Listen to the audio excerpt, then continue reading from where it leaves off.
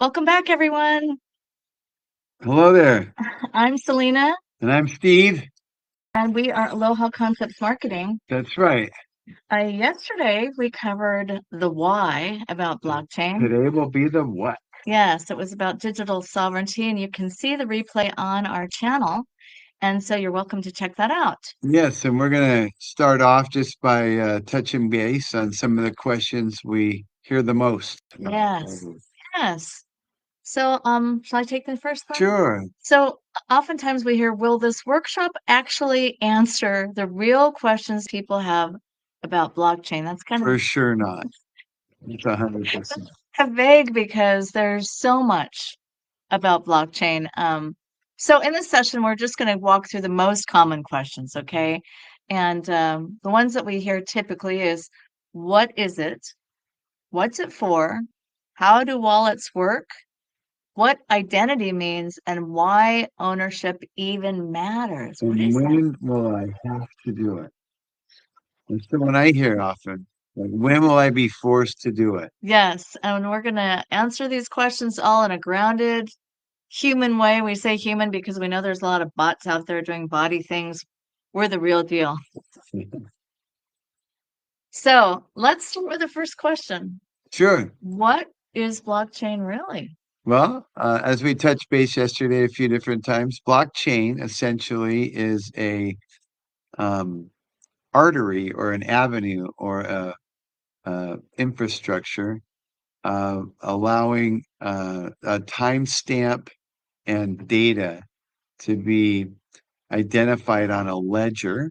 It's like a public ledger, and the mathematical equations kind of create the authenticity of the block, and then they get chained together, and they become utilized for all different types of things. And as we talked about yesterday, pretty much at this point, everything that's of any value is on the blockchain. So It's moving there. whether it's baseball trading cards that are collectibles or art or different things about gold and silver and real estate and medical records and anything that has a value on it, the blockchain is where it's going because it has smart contracts and it's transparent and a number of things. So basically it's the underneath or the legs of what's facilitating the digital revolution.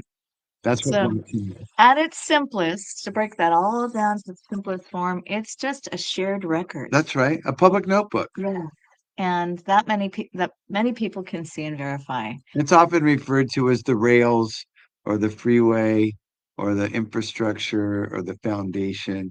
But Which is a little confusing because it's not just one blockchain. There's right, many ad blockchains. infinitum. Right, There's right. there's no finite number. So And blockchains are being created every day. Hi, Nina. every Nice to meet minute, you again. Hi. not every day, but every minute. Yes. So it's So, a public, transparent ledger and or notebook. yes, yes. What we neglected to say earlier before we kind of jumped in is if you have any questions, please feel free to write them down and we'll cover them at the end of our session. Where we'll have an opportunity to interact with each other and answer a bunch of questions. And if you don't have an opportunity to ask them, think about them later. We'll be dropping a slide from today's session in the page, and you can write your questions there, and we'll cover them tomorrow. So to complete that thought on what is blockchain, the key component are two. It's transparent and nobody owns it. So the nobody owns it part is what revolutionizes it, right? There's no institution or there's no group that have access to it and limit the access we have to it. So those are the We two. meaning The everybody people. in the community. We the We people. are the people. That is that's the two things that are the foremost say revolutionary or transformative about blockchain is the transparency and the fact that nobody owns it. So then the next question is blockchain just crypto? And Steve kind of covered this yesterday. The answer is no. But I sure thought it was in the beginning. Really, like And I thought they were synonymous. right. And it's easy to get that confused because there's so many new terms popping up, and you hear one and you automatically connect it to the other, and they are connected, but they're not one and the same. Crypto is one use of blockchain, but blockchain is bigger than buying coins. It's more like the roads and bridges of the digital wallet, which you talked about yesterday a bit. And crypto is one type of vehicle that uses those roads. I think we've decided to call it Yeah, Tesla, right? yeah. Or it's another way to look at it that's kind of fun is if someone says, "Well, is email the internet?" No, right? And that's kind of the same thing as blockchain and digital currency or cryptocurrency. Is one of them is the infrastructure or the foundation of the platform. The other one is one way to use the infrastructure of the platform. Right. So the infrastructure part is what enables identity, ownership, agreements, and records to live without a single gatekeeper. That's what makes it unique. So, That's right. Or an attorney. do you want to cover the next question? That's what is a digital wallet? Really? Yeah, well, I don't know how to really answer that other than I have a few of them, but I'm slow to the draw on that one personally, as I mentioned yesterday, because I'm not the biggest fan of identifying so much about me as a person. I've always kind of enjoyed living off the grid, if you will. DL. So, this new age way to interact with life is very penetrating for me. Other people like Salena, it's no problem. It's like the online banking and social security and where you live and all that stuff is no problem. For me, I do it begrudgingly, but I have been getting better at it. And I do have a few items now set up in regards to a wallet. So what a wallet is it's a digital holding spot that allows me to have digital assets protected. And there's three different kind of styles of protection. Not wanting to get lost in the weeds, but essentially there's a warm wallet, which is a wallet that I'm using to move around cryptocurrency. Coinbase. There's a what would be known as a neutral or custodial wallet, which is an exchange where I acquire digital assets and they're temporarily holding it for me until I decide what to do with it.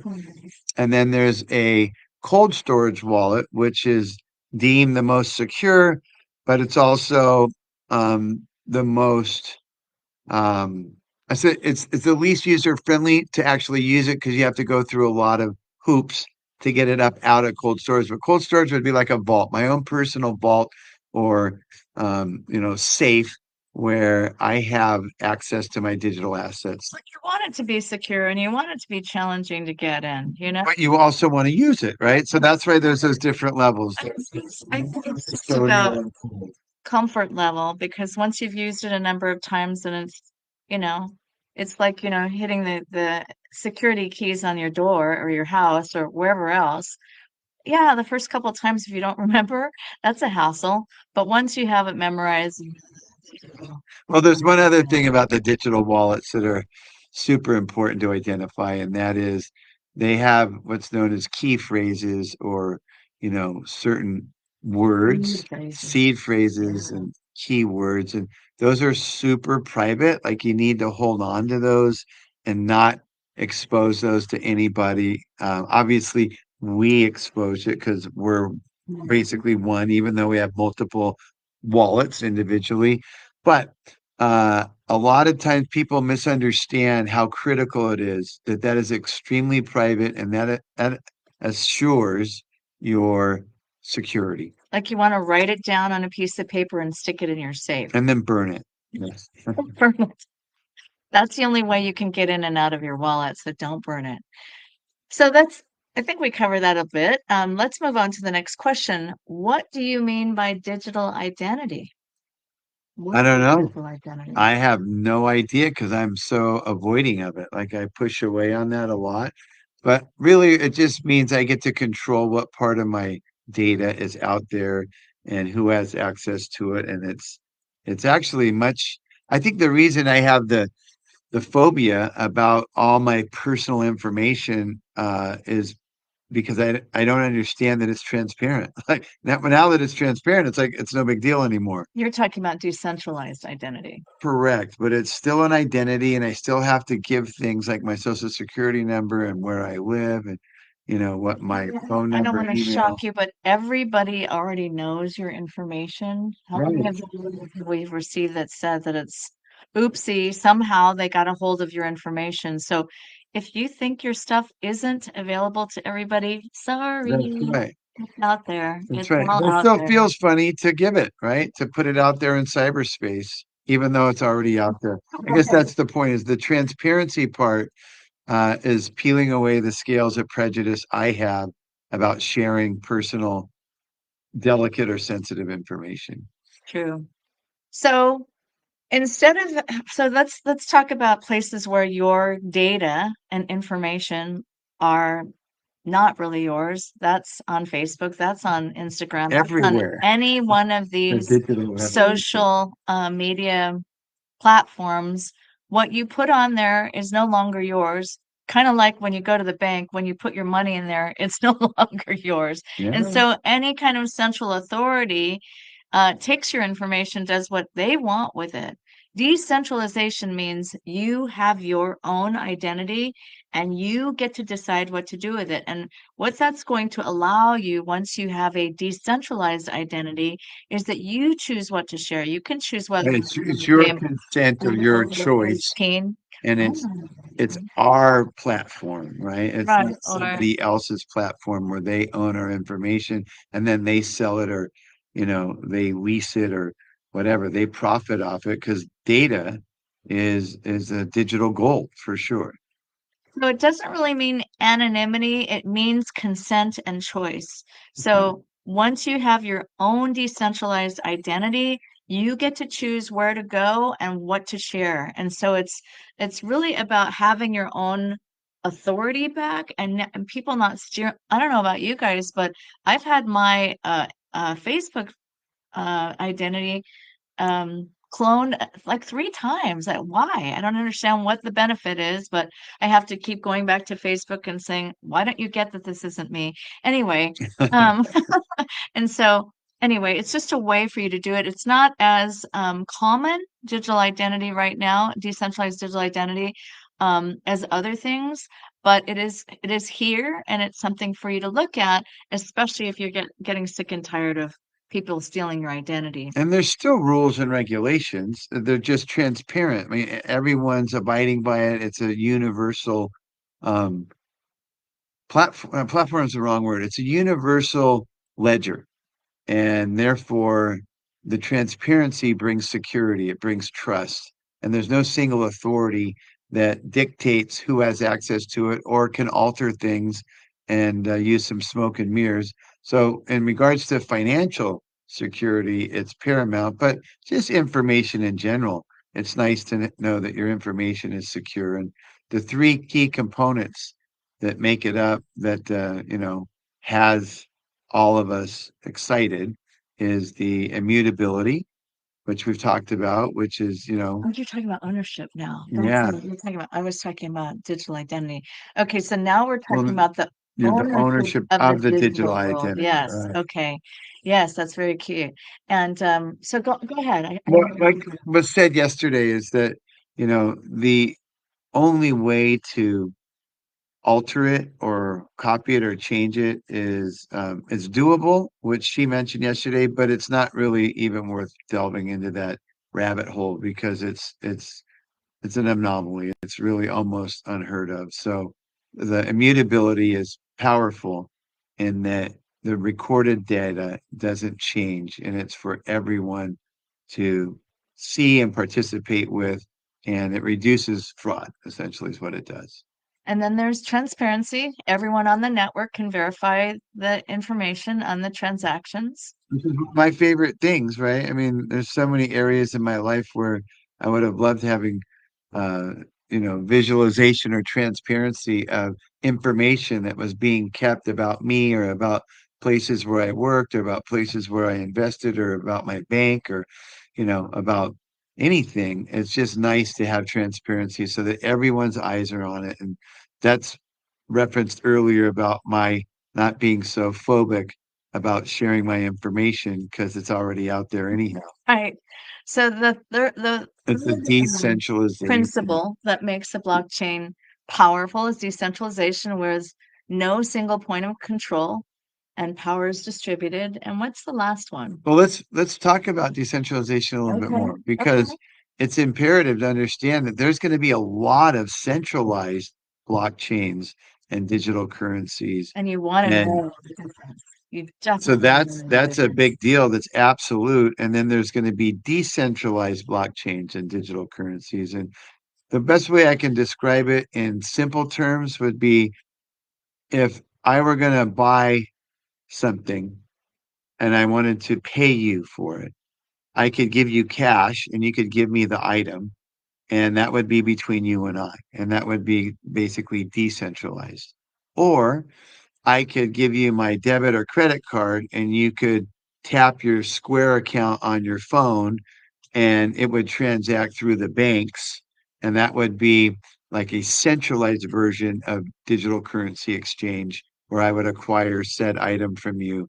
So that's really the primary difference. Decentralized, think of it as like cash. Centralized, think of it as debit or credit cards. And the cool thing about it is that the power influence is now distributed amongst us where there's not one controlling body dictating everything.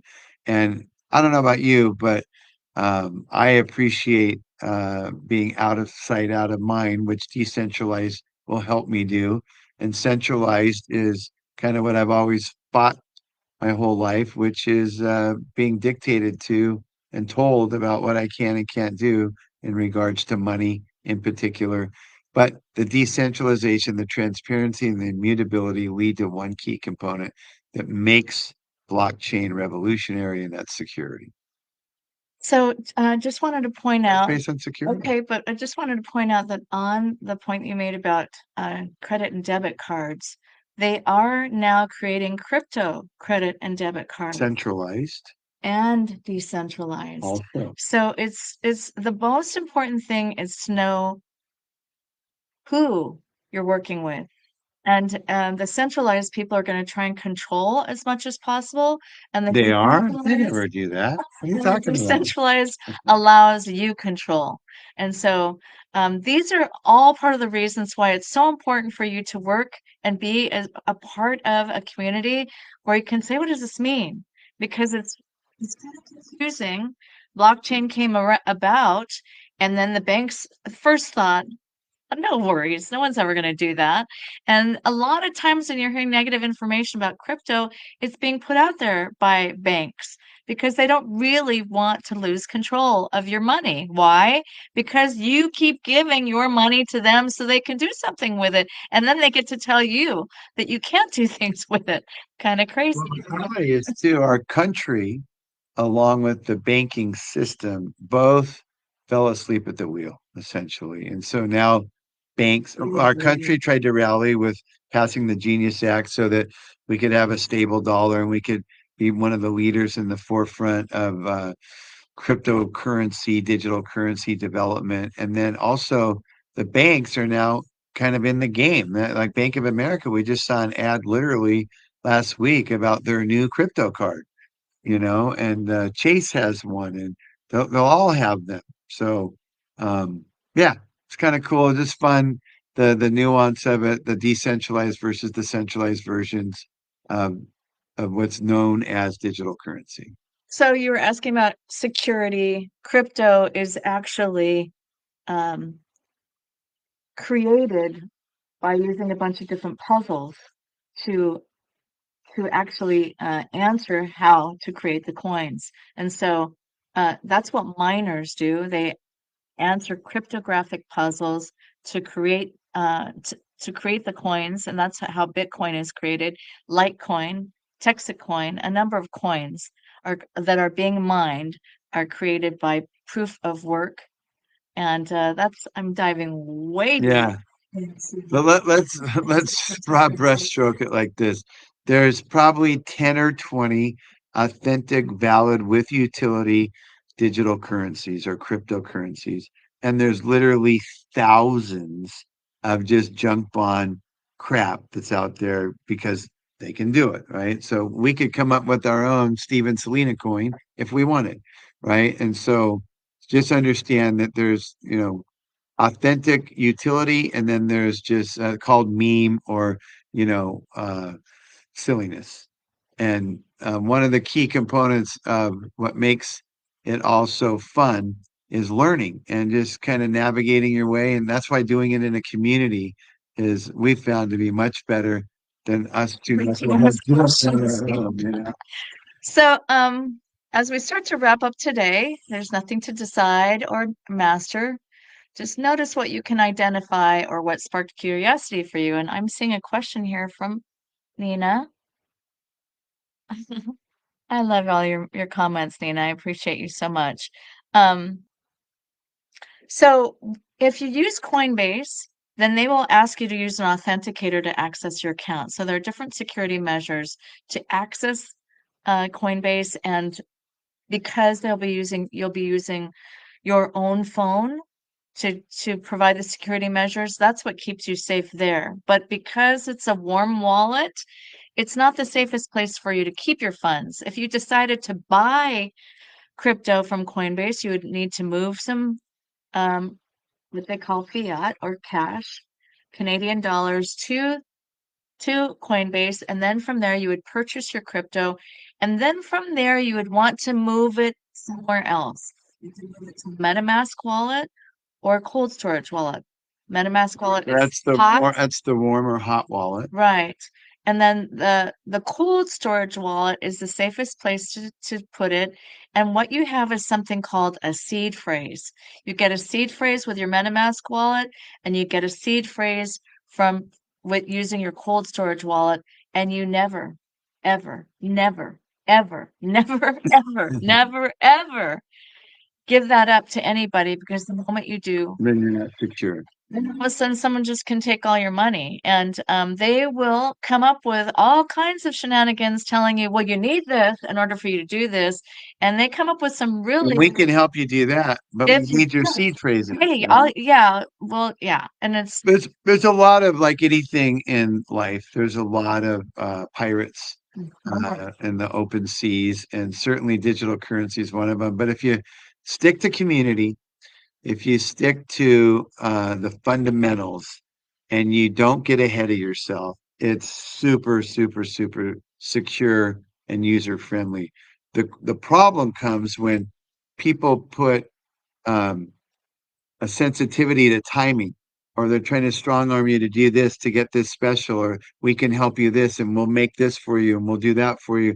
And then they start asking you some things that you're giving up because you're kind of rushing versus knowing better, like, wait a minute, no, that's not, I'm not giving up that. And so that's critical. And just to review again, there's hot wallets or warm wallets that are the ones that are used to do things with. MetaMask is an example of there's many many of different them. Yes. there's custodial wallets, which exchanges are, and Coinbase is just one of many, many, many different exchanges that have called custodial wallets. And then there's the cold storage wallet, which is the most secure. And there's also a bunch of those ones. The one that we're going to reference is called Tracer. So, there's a lot of exchanges. Oh, sorry, there's a lot of hot wallets. We're using MetaMask. There's a lot of exchanges. We're using Coinbase. There's a lot of cold storage. We're using Trezor, Trezor. So Nina, yes, we'll get into explaining all these different coins and Day blockchain three. uses in day 3. Yes. But also, my dear, anytime, you can reach out to us and we can share with you what we're using, as well as what coins we purchase. We talked a little bit about Blockchain 101 yesterday, or 101 blockchains. Just a great way to kind of get started. They actually have a special for women going on right now in classes. But we're also going to be sharing another educational resource tomorrow, specifically in where is Jim Loong? Where is he? Well, Is it the point of reference is we're getting the cart ahead of the horse, but there's a fantastic community that we've been a part of for literally just a couple of weeks. and it's out of Vancouver, of all Vancouver, that's what it places, is. Yeah. right? So, I mean, that's like the headquarters. It originally is throughout Canada. It now just entered into America a month or two ago, and we became privy to it, and we love it, and it's really, really fun to, the theme there is you learn about a bunch of things about blockchain and digital currency and all that stuff. And you earn while you're learning so that you're actually hands-on being a practitioner and you're seeing and acquiring digital currency. And then if you want, you can share it with others about what you're learning so that it kind of becomes um, contagious and we all uh, get on board with knowledge and practicality and ways. We've made a lot of mistakes. I can promise you that. The 4 or 5 years we've been surfing into this blockchain digital currency arena, we made a lot of mistakes because we didn't have a community till probably 3.5 years ago.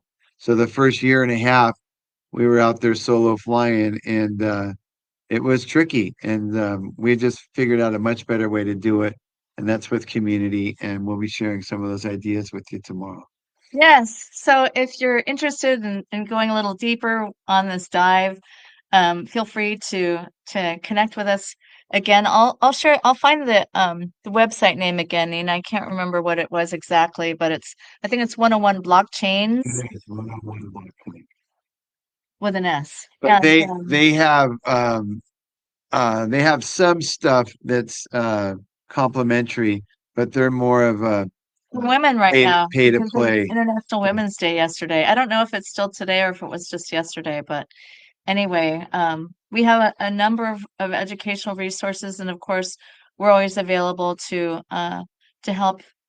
And Jay, our friend Jay is also with us today. I don't know if she's still here or if she's gone, but Jay's part of a community as well of people. So we all understand the benefit of why it's so important to be part of a community because there's so much to learn and understand, and you know, and to do with this information. So we're really excited that you're here. Well, remember, the way you eat an elephant is one bite at a time. Like we're just taking little baby steps.